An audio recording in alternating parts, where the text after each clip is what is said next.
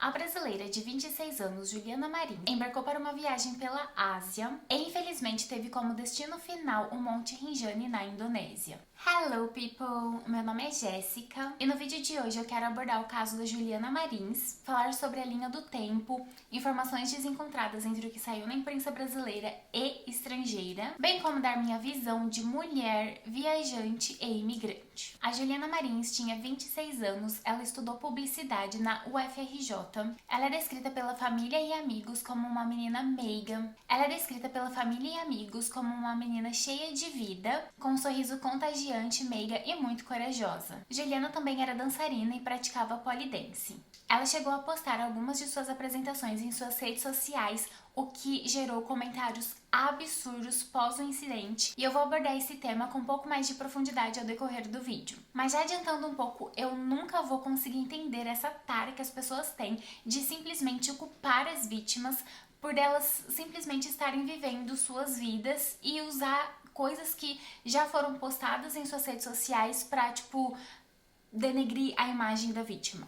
A Juliana já trabalhou no canal Off, que é um canal privado voltado para esportes de aventura. Coisas como surf, skate, trilhas. Segundo o ex-namorado que trabalhou com ela nessa mesma emissora, ela foi uma das primeiras produtoras negras a fazer parte do canal. A Juliana tinha o sonho de conhecer o mundo. Em 2018, ela até chegou a fazer um trabalho voluntário no Egito. E ela ficou alguns anos juntando dinheiro para poder fazer um mochilão. Até que ela foi demitida e com o acerto que ela recebeu, finalmente ela tinha dinheiro suficiente para dar início a esse sonho. E no início desse ano, em fevereiro de 2025, ela deu início a um mochilão pelo Sudeste Asiático. A Juliana começou sua jornada pelas Filipinas, depois ela seguiu para a Tailândia, passou pelo Vietnã e por fim chegou à Indonésia. E segundo a irmã de Juliana, o próximo destino dela seria a Índia. A irmã dela também informou para uma reportagem para o Globo que a Juliana trocava trabalho por hospedagens e que em alguns momentos ela até ficava um pouco receosa, até mesmo talvez por não conhecer exatamente como que isso funciona. E porque, segundo ela, a Juliana sempre foi uma menina que sempre viu bondade em tudo. E antes que cheguem os fiscais de viagem alheia e comecem a falar e também não tinha dinheiro e foi fazer viagem assim. Isso é extremamente comum, tá? Inclusive aqui na Europa, eu moro na Alemanha atualmente e isso é muito, muito comum entre os jovens. Aqui também é muito comum, principalmente jovens, tirarem um ano sabático, que é depois de terminar o ensino médio e antes de começar a vida adulta, né? Escolher a carreira que vai estudar, e coisas do tipo. E jovens, né, até mesmo para economizar, conhecer mais pessoas e tudo mais, é extremamente comum fazer esse tipo de viagem, né, de mochilão, de você trocar mão de obra por moradia. E em muitos locais também é comum que, além da moradia, você receba alimentação.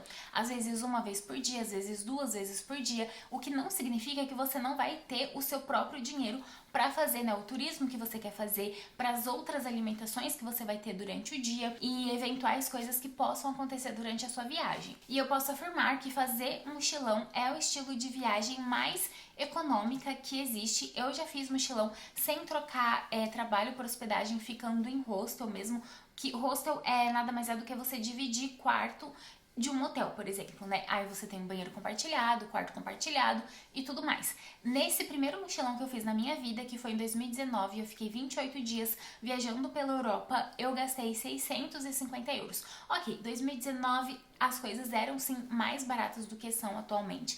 Mas mesmo assim, essa mesma viagem que eu fiz em 2018, 2019, se eu fosse repetir ela agora, eu gastaria hoje por volta de uns 1.000 euros. Ainda assim, é uma viagem muito barata pelo tempo que você fica. E outra coisa que é extremamente comum, e isso eu usei no meu mochilão de 2019, que eu fiquei 28 dias pela Europa, é Couchsurf. Couchsurf, pra quem não sabe, é você se hospedar de graça na casa de alguém. Até existe uma plataforma para isso que conectam, né, turistas e viajantes pelo mundo que estão dispostos a receberem uma pessoa na sua casa e daí vocês podem ali combinar, trocar moradia. Então em um determinado momento você vai para casa dessa pessoa e essa mesma pessoa pode ir para sua casa em um outro momento ou outra pessoa ou você receber uma outra pessoa na sua casa posteriormente. Eu usei Couchsurfing em 3 lugares, né, em Paris, em Amsterdã e em Copenhague. Isso tudo em 2019. Mas pós-pandemia, o Couchsurfing, ele meio que deu uma queda, até porque o aplicativo, que antes era gratuito, passou a ser pago. Então, assim, parece que as pessoas começaram a cair um pouco disso e começaram a optar muito mais pela troca, né, de trabalho por hospedagem, e muitas vezes também você ganha alimentação. Dependendo do local que você vai, você pode até ganhar festas, tipo assim, entrada gratuita em festa, ganhar drink nessas festas e tudo mais. Então, assim, tudo depende do estilo que você troca, e até mesmo porque surgiu, né, uma plataforma que eu acho que hoje, atualmente, é a mais conhecida, que é o Worldpackers, e nessa plataforma tem até mesmo alguns locais bem famosos, né, alguns hostels, algumas organizações, né, de hostel/hotel bem famosos que estão lá e aceitam esse tipo de troca. Então muitas pessoas acabam usando isso, e também pessoas que acabam usando o Worldpackers para achar como se fosse algum tipo de voluntariado, coisa do tipo, sabe? De você ter mais contato ali com a cultura local. Muitas pessoas preferem esse estilo de viagem. E sim, gente, isso é muito comum, principalmente se você está viajando sozinho, tá? Porque assim, você viajando sozinho, e ainda se hospedar em um hotel, por exemplo, você não vai conhecer ninguém, porque não vai ter ninguém ali no seu quarto. Então, assim, fazer esse estilo de troca, você acaba conhecendo outros voluntários, outros, né, Worldpackers, outros backpackers que estão ali fazendo mochilão também, e você acaba tendo uma troca muito interessante. Mas qual foi a ordem dos acontecimentos que levaram à morte de Juliana? No dia 20/6, a Juliana inicia uma trilha no Monte Rinjani. Nesse primeiro dia é feita a trilha até o acampamento base. Até esse momento está tudo bem, a Juliana parece bem, com seus óculos, até mesmo um pouco frustrada em um dos vídeos, né, do tempo estar super nublado. Now we are in Camp Place, yeah, and the view is amazing. Yeah, you can totally, oh, it was so worth it, so worth it. Yeah, we did it for the view, so. No dia 21/6, ainda pela madrugada, o grupo retoma a trilha até o cume. Por volta das 6 da manhã, horário local, ela cai. Aqui temos relatos divergentes. Segundo a família, a Juliana diz para o guia que estava cansada, e o guia fala para ela descansar e segue viagem com o resto do grupo e deixa ela sozinha para trás. Segundo outras fontes, é dito que o guia fala para ela descansar e ele sai por alguns minutos para fumar e retorna. Ao retornar, ele percebe que ela caiu. Inclusive, tem até uma reportagem no Fantástico onde o pai da Juliana comenta essa segunda versão, indignado porque o guia saiu pra fumar, tipo, fazer uma pausa pra fumar. Eu super consigo compreender a indignação da família, tudo que eles sentiram, assim, deve ser, assim, uma sensação muito horrível, uma indignação muito grande, uma frustração grande, mas, assim, a gente precisa de levar em conta também que seres humanos têm necessidades, e se o guia é fumante, ele vai fazer pausa para fumar. É só qualquer pessoa fumante no Brasil me falar que você, no seu trabalho, você não faz algumas pausas para fumar. Você faz, né? O fato de ele ser guia não significa também que ele tem que estar a cada instante, exatamente todos os instantes com todas as pessoas do grupo, porque é um guia para um grupo, e o grupo da Juliana eram de 6, né, a Juliana e outros 5. No início, muito se discutiu, né, dessa questão do guia ter deixado a Juliana para trás, e assim, isso realmente é algo que não deve acontecer, não deveria acontecer. Em uma trilha você nunca deixa uma pessoa para trás, mas infelizmente é algo que acontece muito. Eu já vi isso acontecer em grupos que eu já fiz parte de trilha. Eu já ouvi relatos de outras pessoas próximas a mim que viram a mesma coisa acontecer. Infelizmente, isso é uma prática comum, principalmente quando acontece de você ter um único guia para fazer a trilha do grupo, tá? Então, às vezes, fica mesmo algumas pessoas para trás, às vezes acontece de uma pessoa ficar para trás e esperar o próximo grupo e se juntar nesse próximo grupo. Enfim, não deveria acontecer, mas infelizmente acontece bastante. Eu mesma já fiz várias trilhas, e eu já fiz trilhas bem íngremes, de Alpe, né, trilha alpina, tanto aqui na Alemanha quanto na Suíça. Aqui na Alemanha eu fiz esse tipo de trilha na região de Nebelhorn, e na Suíça na região de Interlaken, e são assim cumes relativamente altos, né? O daqui da Alemanha, eu lembro exatamente que são 2.204 metros, e eu sei disso porque foi uma trilha, inclusive, que eu tive um perrengue. A primeira vez que eu fiz essa trilha, eu tive um perrengue gigantesco. Enfim, tem até um vídeo que eu conto sobre isso no meu canal, se alguém quiser ver os detalhes dessa história, mas no fim de tudo, acabou que o meu namorado teve que ligar pra polícia porque eu fiquei sem contato, sem internet, né, sem rede, não consegui me comunicar com meu namorado nos horários que eu havia combinado.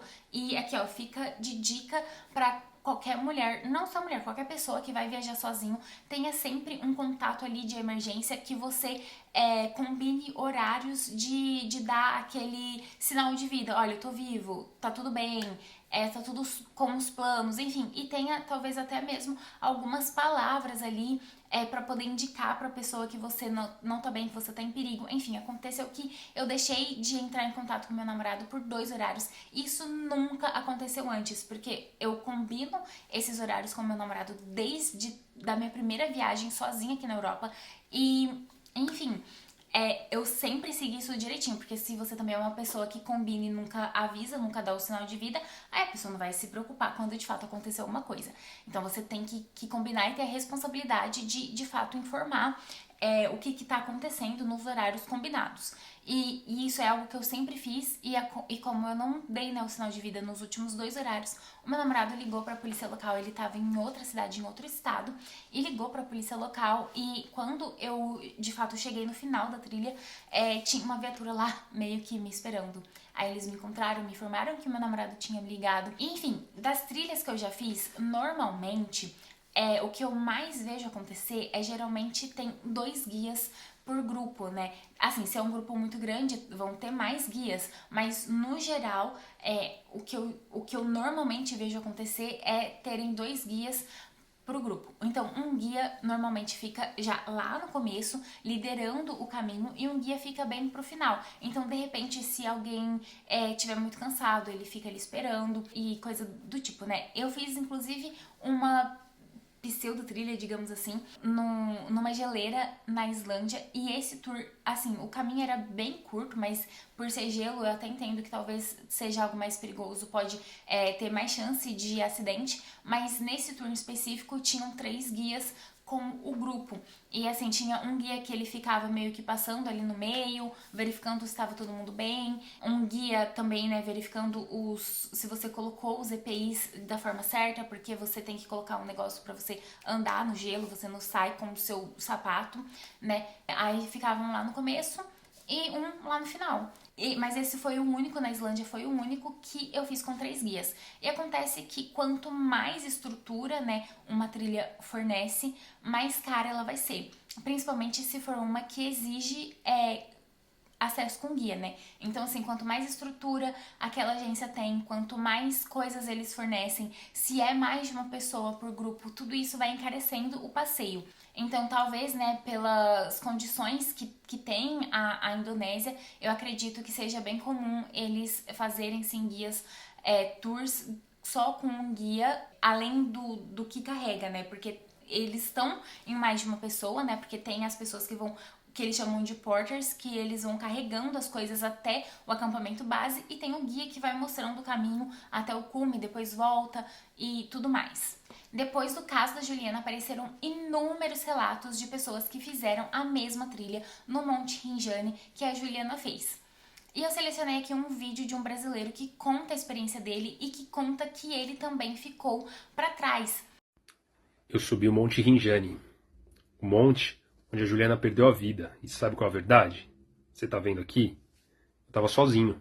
Sabe por quê? Porque meu guia simplesmente me abandonou. Meu grupo e meu guia me abandonaram na parte mais difícil, a subida do 2º dia, onde você vai até o topo e o terreno é muito arenoso e é muito íngreme. É pouco oxigênio e é muito difícil para você subir. Você tem que estar com um preparo físico muito bom. E ele fala que ele ficou assim, sozinho. Ele chegou até o cume sozinho e depois desceu sozinho. Eu salvei também um outro vídeo, mas infelizmente eu não sei o nome desse rapaz, porque eu esqueci de anotar e eu fui procurar nos vídeos salvos do TikTok e eu não achei. Mas eu vou colocar um trechinho aqui do que ele fala também. Rinjani is marketed as this big tourist attraction, so people go and do Mount Bata and Bali, and then they'll go over to Lombok. Think, oh yeah, it's just a walk in a park. It is not. When I say the summit, to get from the rim to the summit is like this, and it's just pure volcanic sand.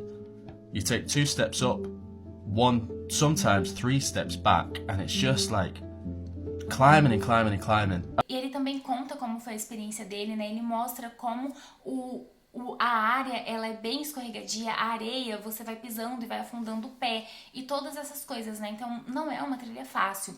E ele também fala disso, né? Que quando você chega lá no local, o tour em si, ele é vendido como, assim, é uma caminhada, basicamente. Ainda mais se você for com guia. É mais ou menos essa a vibe ali quando você chega no local para adquirir o passeio, que os guias, de fato, eles não informam como é o trajeto. E eu tenho certeza absoluta que muitos turistas, eles são meio que pegos de surpresa. Teve um casal também que contou a experiência deles, mas eu acho que eu não salvei esse vídeo. É um casal da gringa também, o vídeo também era em inglês. E esse casal, eles falam que eles chegaram lá, eles estavam super animados, porque tem essa vibe, né, chamando, os guias chamando e falando assim, não, vamos lá fazer a trilha, não sei o que. E eles chegaram no local, né, do início da trilha no Monte Rinjani e eles tiveram um pressentimento muito ruim, eles se sentiram muito inseguros e decidiram não seguir a trilha. O fato é, a Juliana teve sua primeira queda no dia 21 de junho por volta das 6 horas da manhã, horário local da Indonésia. Tudo que eu for falar aqui de horários, se eu esquecer de falar que é local da Indonésia, já saibam que é horário local da Indonésia. E se sabe desse horário, pois é o horário que o guia fez um vídeo pra avisar o chefe dele, eu acredito, pra avisar alguém do acidente. E ali no horário o horário do vídeo foi feito ali por volta das 6 horas da manhã. Por volta de 3 horas depois, um segundo grupo passa pelo local e avista Juliana com um drone. Pelas imagens, ela está com vida e se mexendo. Eles tentam fazer algum tipo de contato, né? Até pregam uma mensagem num papel escrito wait, que é espere ou aguarde. E uma das turistas grita, né? Ai, o resgate está chegando, para ela aguentar ali as pontas. Para mim fica um pouco confuso o que aconteceu nesse meio período do guia, né? Do vídeo do guia, que foi ali por volta das 6 horas da manhã. E desse grupo que chegou 3 horas depois. Assim, o que o guia fez? Ele seguiu até o cume com o grupo e depois voltou. Ele voltou pro campo base. Ele entende, tipo assim, pra mim fica um pouco confuso não ter essas informações e não saber o que aconteceu ali nesse período. A Agência Nacional de Busca de Resgate, que eles chamam de Bassamar, foi acionada às 10h40. E isso no mesmo dia da queda. Ou seja, das 6 da manhã até as 10h40 já são aí por volta de 5 horas quase, né? Arredondando para mais. Enfim, posteriormente, pós o acidente, em uma reportagem do Fantástico do dia 29 de junho, eles informam, né, desse horário ali das 6 da manhã, que foi o horário que o guia fez o vídeo pra passar pra alguém, pra avisar do acidente pra alguém. E eles informam, né, nessa reportagem que o guia, ele primeiro avisou a guarda ali do parque. E eles fizeram uma primeira tentativa de resgate. A princípio, eles simplesmente jogaram uma corda em direção a Juliana, não foi bem sucedido, recuperaram a corda, o próprio guia teria amarrado essa corda na cintura e tentado descer, o que também não foi feito com sucesso. E aí, então, depois, né, de eles perceberem que o caso não era um caso simples, eles avisaram, então, o resgate, né, a Agência Nacional de Resgate, que inclusive não fica ali no local do parque, fica a 2 horas de distância do parque, do Monte Rinjani. E ainda tem a questão de que você só consegue chegar até o local da queda da Juliana caminhando. E a caminhada, né, ali do início do Monte Rinjani até o acampamento base é por volta de 8 a 9 horas. E essa equipe de resgate, eles, além de estarem caminhando, tinham que estar levando, né, os equipamentos, que é algo que pesa. Ou seja, não foi uma tarefa fácil. A próxima informação de fontes seguras que eu consegui achar é que no domingo, dia 22 de junho, a Juliana é avistada às 4h10 da manhã, horário da Indonésia.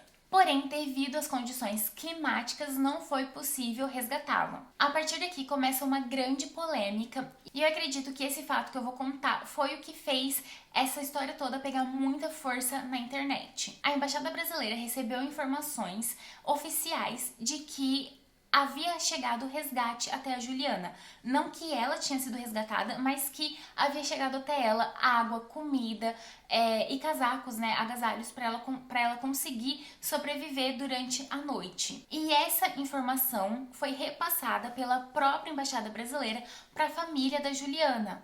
Ou seja, imagina você, como família, tá ali na agonia, receber uma notícia que acalenta seu coração e daí você descobre que essa notícia é falsa. Em resposta a essa informação falsa, a irmã de Juliana, ela criou um perfil voltado para o resgate da Juliana, no qual ela contou essa história e que ela havia recebido informações falsas. E o perfil estava ali também, de certa forma, para cobrar as autoridades e mostrar a indignação que eles estavam sentindo por terem recebido informações falsas. E a cada nova notícia, a cada nova atualização, a irmã da Juliana, ela aparecia no perfil para atualizar também as pessoas. E eu acredito que talvez a forma como todas as informações foram passadas fez com que muitos, milhares de brasileiros tivessem a sensação de que nada estava sendo feito. O maior problema para a equipe de resgate definitivamente foi as condições climáticas. A neblina estava muito forte e na noite do domingo, dia 22 de junho, as buscas elas são suspensas. E nesse momento que as buscas foram suspensas, a Juliana ela já não estava no mesmo lugar. Ou seja, dá para concluir que ela teve uma segunda queda. Na segunda-feira, dia 23 de junho, por volta das 4 horas da tarde, na Indonésia, a equipe de resgate consegue localizar a Juliana com a ajuda de um drone térmico. Nesse período, a família falava, né, o quão eles sentiam que era absurdo o parque continuar funcionando mesmo com o resgate estando ainda em andamento. E a irmã, né, da Juliana, ela apareceu em um vídeo falando até mesmo da sensação que ela tinha de que aquilo passou a ser mais um fator turístico para as pessoas verem e assistirem. O que, na minha opinião, provavelmente não aconteceu assim. A administração do parque não fechou o parque porque não viu a necessidade de fechar o parque. E nisso a gente pode até mesmo olhar para o próprio Brasil. Imagina um acidente, por exemplo, acontecendo na Trilha da Pedra do Gávea, no Rio de Janeiro.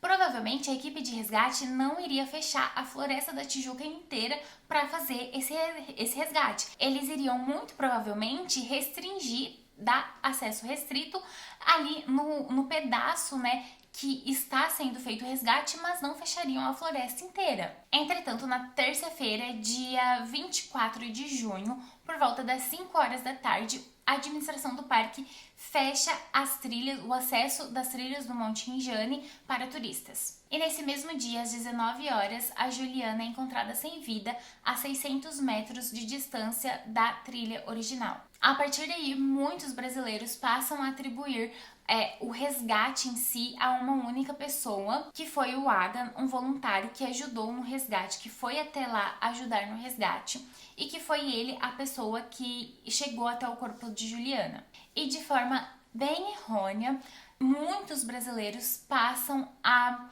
falar muito mal nas redes sociais de toda a equipe de resgate da Indonésia. E não só da equipe de resgate, tá? Eu vi diversos comentários, até beirando ali a xenofobia contra a Indonésia, né? Contra o país, falando, por que as pessoas fazem isso?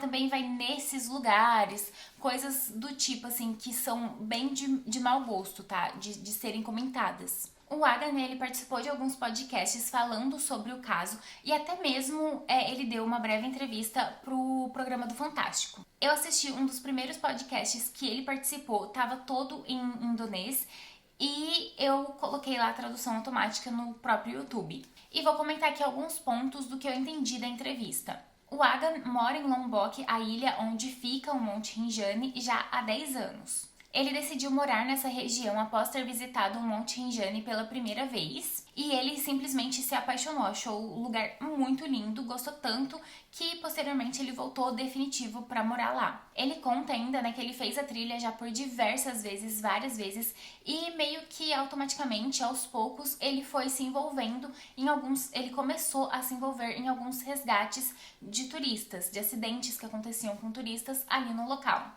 O Agan ainda disse que ele já resgatou 21 turistas com vida e 9, infelizmente, fatais. Mas assim, como que o Agan ele ficou sabendo do acidente? Ele conta que ele estava em Jakarta no momento que aconteceu o acidente para um evento de montanhismo, né, onde ele até tinha já alguns horários marcados para fazer testes de equipamentos de montanha e de trekking e todas essas coisas, que inclusive ele iria usar posteriormente nas suas próprias, no Monte Rinjani mesmo, e nas suas próprias trilhas. E em um determinado momento, ele passa a ser inundado de notificações do Instagram. Pessoas de outros idiomas, no caso inglês e português, marcando ele e falando pra ele dar uma olhada no caso da Juliana. Ele fala, né, que assim que ele ficou sabendo, ele pergunta, já resgataram ela? Se não, vamos pra lá imediatamente. E ele já decide ir, ele até teve um problema, porque já tava à noite, então ele teve um problema ali de achar um voo, ele até viaja de carro, acho que 2 horas de carro para um outro aeroporto, e ele consegue pegar lá o próximo voo até Lombok.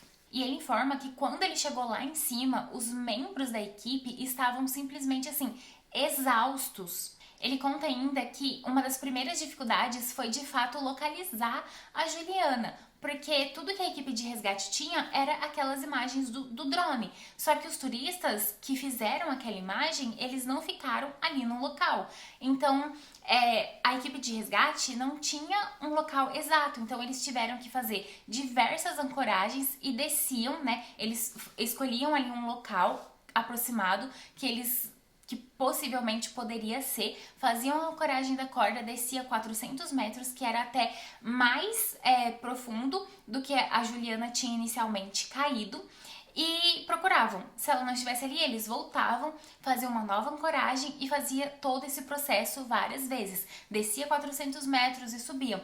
E tipo assim, isso gastou muito tempo, né? Então, nessa primeira etapa ali do resgate, eles não conseguiram achar a Juliana e, consequentemente, ela não foi resgatada. E lembrando que nesse período aí que a Juliana caiu, o clima de fato estava bem ruim, estava com muita neblina, com baixíssima visibilidade. E normalmente, né, a equipe, quando faz esse tipo de busca, faz ali a busca e retorna pro acampamento base para poder dormir e descansar. Só que nesse caso, a equipe de resgate decidiu dormir de forma improvisada ali em cima mesmo, naquele terreno bem arenoso, com risco de ter desabamento, de cair. E um dos membros da equipe, ele dormiu pendurado, porque eles queriam, né, economizar tempo, e como eles tinham pouquíssimas brechas de tempo, né, para poder, de tempo bom, de visibilidade, então sempre que esse membro da equipe decidiu dormir assim, dessa forma, porque aí sempre que o clima ficasse um pouquinho melhor, ele já voltava a procurar, em vez de ter que subir, né, de novo, e daí ter que fazer esse trajeto que já havia sido feito uma busca, e ter que descer novamente esse trajeto e mais ainda um trajeto novo. Então ele já dormiu ali pendurado para poder facilitar o processo de economizar tempo, né, no processo da busca. Então assim, gente, eles se esforçaram muito, sem contar o quanto que isso é perigoso para a própria vida da equipe, né? Uma coisa que foi muito questionado pela família da Juliana e, consequentemente, pela TV, né? E por inúmeros brasileiros nos comentários de vários posts das redes sociais, o porquê não usaram helicóptero. Acontece que a utilização de helicóptero simplesmente não é recomendável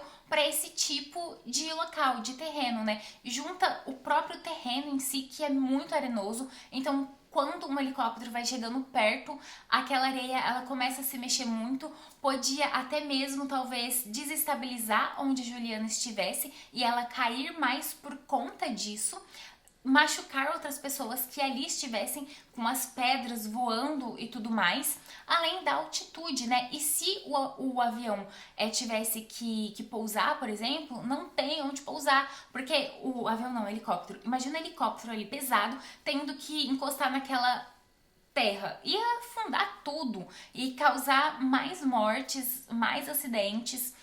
Então, assim, não é indicado. E também o vento forte que faz lá em cima, né? Com a altitude que é o Monte Rinjani.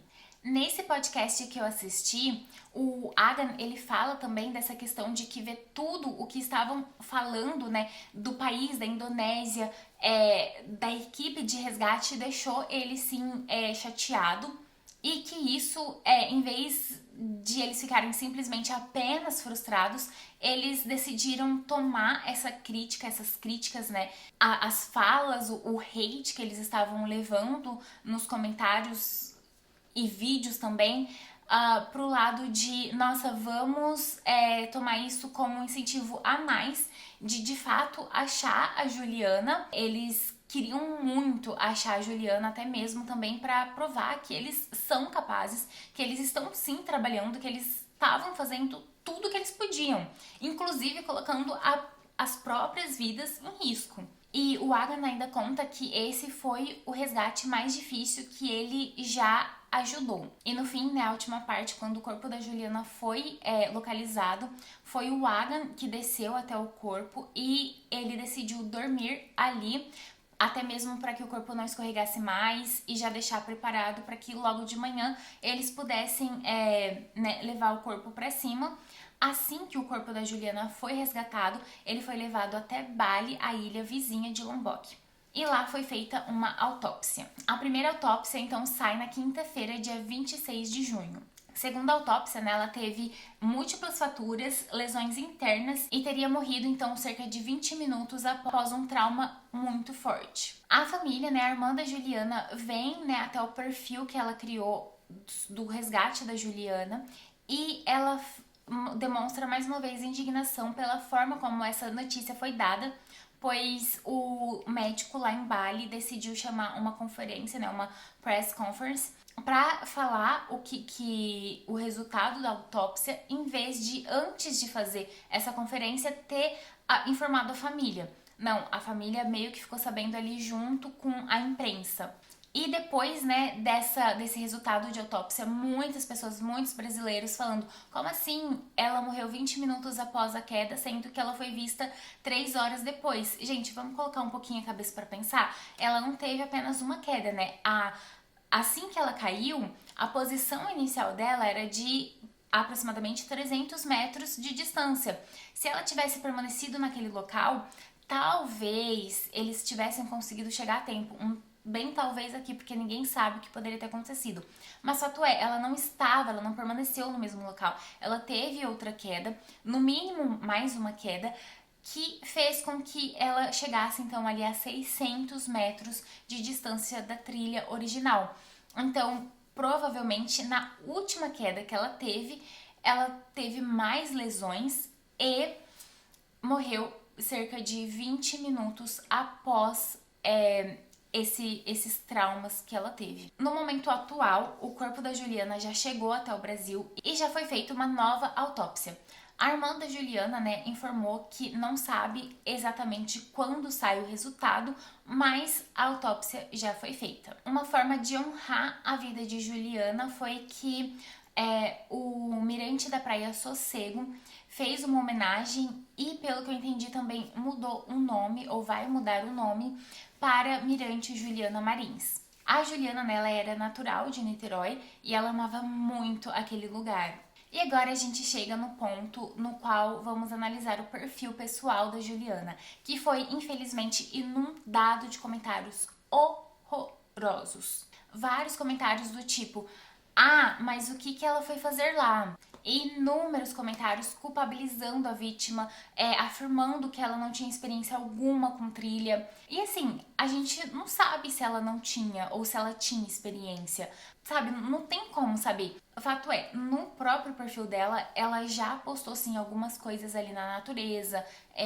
envolvendo trilhas. Ela já trabalhou, né, nesse canal off que é voltado para esportes, então não tem como saber se ela já participou de trilhas com esse canal. Tipo assim, ela foi, né, seguir, acompanhou ali e fez trilhas com esse canal. Então, assim, não tem como saber de fato qual que é o condicionamento físico dela. Mas, assim, falar que ela não tem condicionamento físico nenhum também não tem como, porque ela fazia aqueles negócios com panos que eu acho que chama acrobatismo, fazia polidense, ela já correu meia maratona, eu acho, ou 10 quilômetros, não lembro, mas ela gostava de correr, ela fazia, assim, algumas trilhas, estava bastante em contato com a natureza, se movimentando, então, assim, não dá também pra falar que ela não tinha experiência nenhuma, ou condicionamento físico nenhum, porque não condiz muito com o que a gente viu, né, da Juliana. E principalmente muitos comentários, assim, fora do Brasil, falando, né, justamente isso, que ela não tinha condicionamento físico nenhum, o que, enfim. Mas eu acredito que talvez trilhas no qual, né, envolvem altitude ou muito íngremes, talvez de fato ela não tinha muita experiência.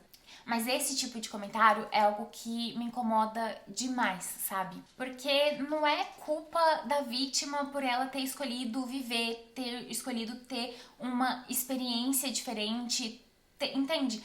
Assim, quando uma pessoa faz uma atividade mais radical, ela de fato assume um risco, né, um risco de vida, ela assume determinados riscos que ela está, assim, de certa forma ciente que algo pode acontecer, mas a verdade é que ninguém inicia uma trilha achando que vai acontecer alguma coisa com você.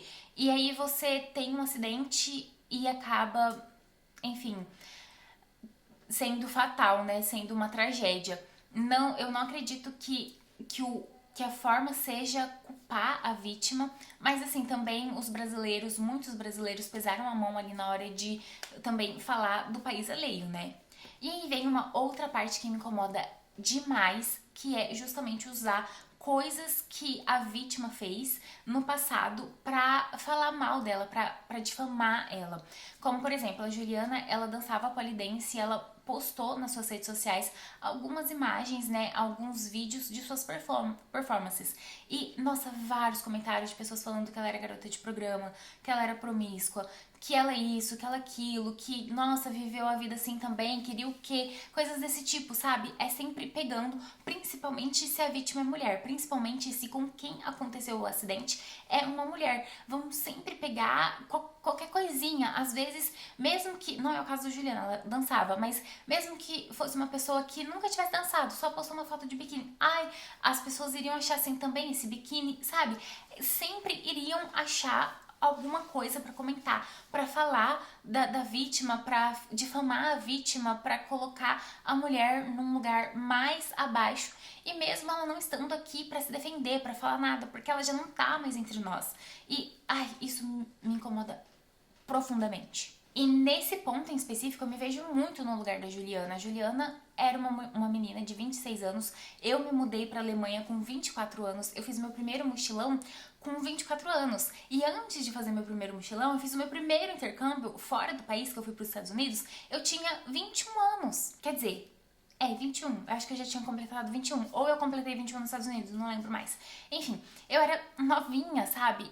E eu tive todas essas experiências, e eu fui sozinha pra outro país, e eu me mudei pra Alemanha, e eu viajo sozinha, e eu já fui pra vários lugares que a Juliana já foi. Inclusive, né, eu fiquei rodando o perfil dela, e ela tem uma postagem que ela estava na Alemanha com uma pessoa que eu conheço, que eu já vi, sabe? E num período que eu morava em Hamburgo, nessa foto que ela postou foi em Hamburgo, e que eu morava lá, então assim, eu simplesmente poderia ter presencialmente esbarrado com a Juliana. Não aconteceu. Mas, assim, você entende como é fácil você se colocar no lugar da Juliana? Como eu disse, né? Eu gosto muito de viajar sozinha e Deus me livre, mas se acontecesse alguma coisa comigo, eu tenho certeza que as pessoas iam pegar vídeos antigos que eu postei, histórias que eu postei de coisas que aconteceram e iam começar a falar horrores de mim. Porque é isso que as pessoas fazem. Tipo assim, elas têm que achar alguma coisa pra difamar você. Ponto. Entende? E isso é muito triste, gente. Nossa, isso é doentio, na verdade. E outra coisa que é tão doentio quanto, ou até mais doentio, é a inundação, a enxurrada de comentários que o perfil da Juliana recebeu sobre política, das pessoas falando assim, faz o L agora, e o seu presidentinho, o que fez por você? Sabe? Ai, gente, é tanto absurdo. Assim, sabe, muitas pessoas até dando a entender, porque o seu presidente não trouxe seu corpo. Assim, primeiro ponto, que não é obrigação, né, do presidente ou do governo ou de qualquer prefeitura, nada de repatriar um corpo quando um brasileiro morre fora do Brasil. Não é responsabilidade, né, do governo. Isso é responsabilidade do viajante, da pessoa que sai do Brasil. Então, você pode, né, cobrir essa responsabilidade tendo um seguro viagem, por exemplo, ou tendo dinheiro, de fato, a sua família tendo dinheiro para repatriar o seu corpo. No caso da Juliana em específico, a prefeitura de Niterói pagou o translado. Então, assim, ela ainda, né, a família ainda teve esse benefício. Eu diria que foi um benefício, porque não é de praxe acontecer, mas assim, cara, é tão absurdo as pessoas ficarem comentando e colocando política nisso no meio, sabe? Falando assim, e o seu presidente fez o quê? Porque se fosse o Bolsonaro, gente, se fosse o Bolsonaro, ele não ia falar nada também, ele não ia mover, tipo, na pandemia, o próprio Bolsonaro chegou e falou assim, não sou coveiro, entende? O que ele falaria no caso?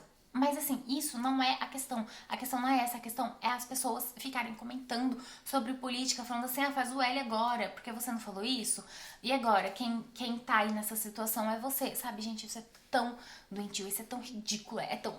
Sabe, é irritante. Isso, sim, é extremamente irritante. E é claro, né, que quando uma notícia nesse nível toma conta, assim, do país, passa até no Fantástico, muitas pessoas têm acesso, e começaram também a fazer as teorias da conspiração, né? Algumas teorias falando, né, que o local ali é sagrado e que o povo de lá faz rituais e oferendas ao vulcão.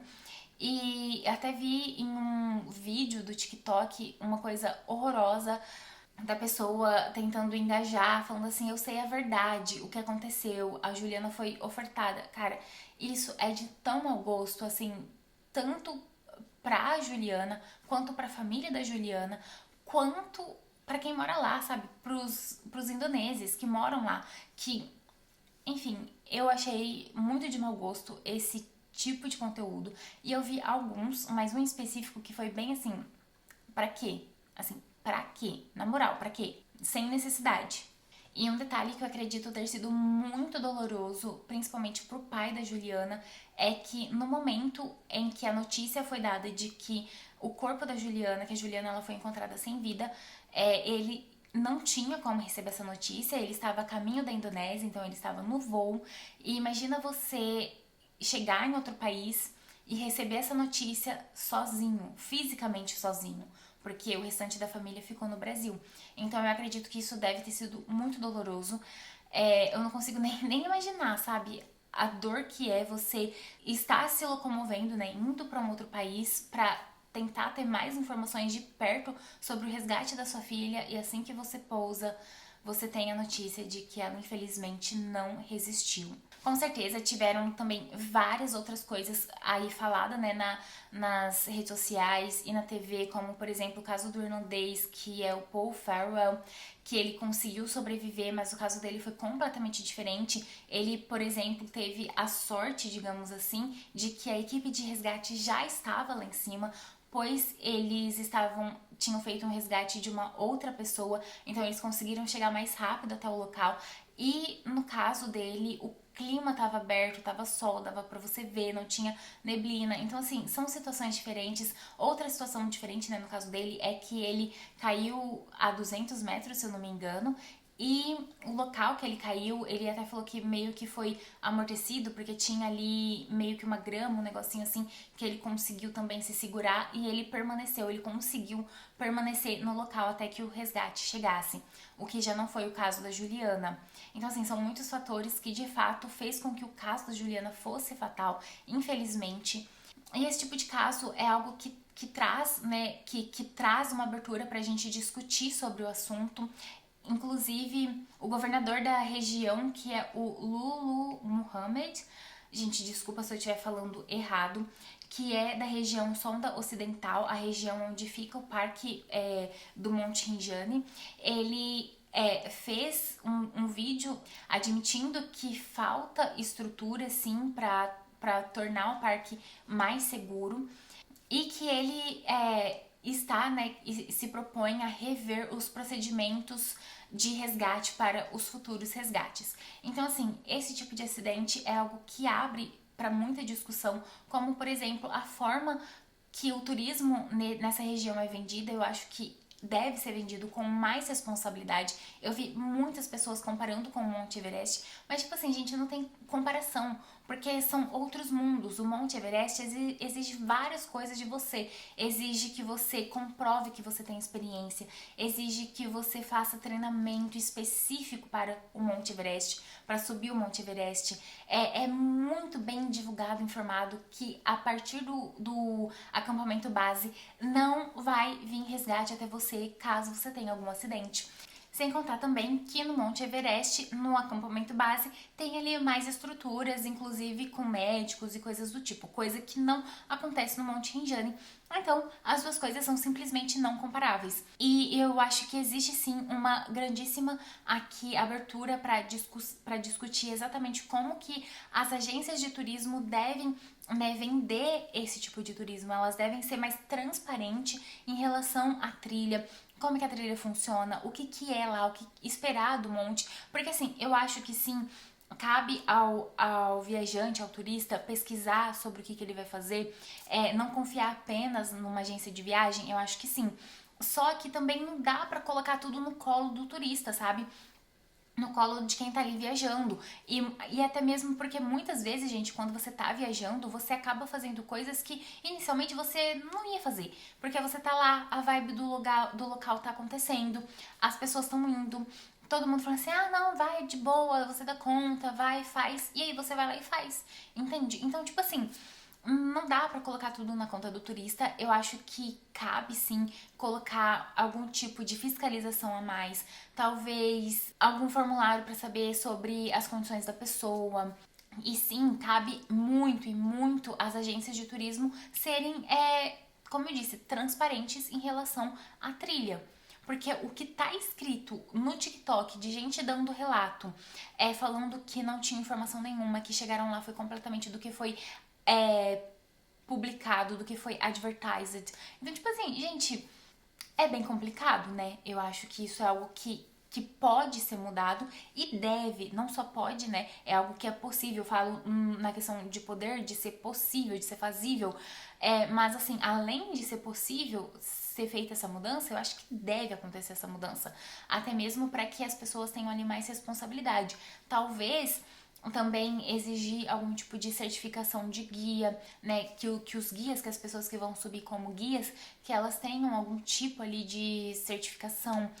Enfim, por exemplo, muita gente, né, que comparou com o Monte Everest, os guias, né, o que eles chamam de shepherds, que te levam durante todo o caminho, eles são pessoas que têm certificados para isso, específico para o Monte Everest. Então, tá vendo como não dá para comparar as duas coisas? Porque no Monte Everest existe muito mais documentação e muito mais seriedade, e no Monte Rinjani, não.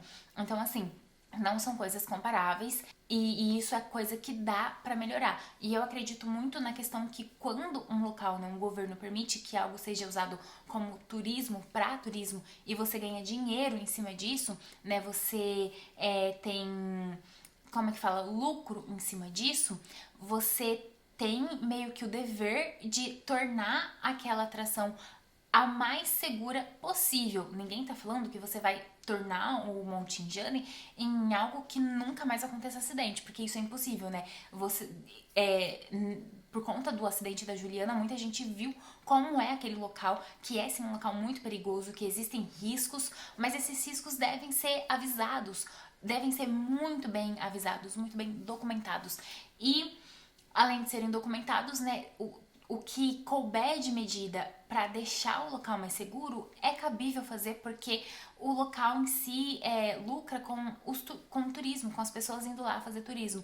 Então, assim, se existe uma forma de deixar um pouco mais seguro, é melhor que essa forma seja ali estudada, seja revisada, seja feita, né? Que sejam feitas medidas para que deixe aquilo mais seguro. É muito importante ressaltar que a Juliana, ela não é culpada por ter escolhido viver, por ter escolhido fazer uma trilha perigosa, por ter escolhido viajar sozinha. E a equipe de resgate também não é culpada por todos os fatores que levaram, né, à fatalidade do caso da Juliana. No fim, isso foi um acidente fatal. Bom, eu já me estendi demais nesse vídeo, e se você gosta desse tipo de conteúdo, né, principalmente do conteúdo de pessoas que moram fora do Brasil, que mostram, né, a rotina fora do Brasil, de viagem e tudo mais, o meu canal é um canal perfeito para você ter acesso a esse tipo de conteúdo. Aqui também tem muitas dicas de viagem, muitas dicas de como, inclusive, se mudar para a Alemanha, porque eu fiz algumas playlists de todo o processo, de todos os intercâmbios que eu já fiz, né, aqui nesse país. Então, assim, se alguém tiver interesse, fica à vontade de fuçar o meu perfil. E se você gostou desse vídeo, não se esquece de dar o like, porque isso ajuda muito, muito, muito. E, assim, né, de seguir o canal para dar uma forcinha aí para aspirante a youtuber. Tchau, até mais!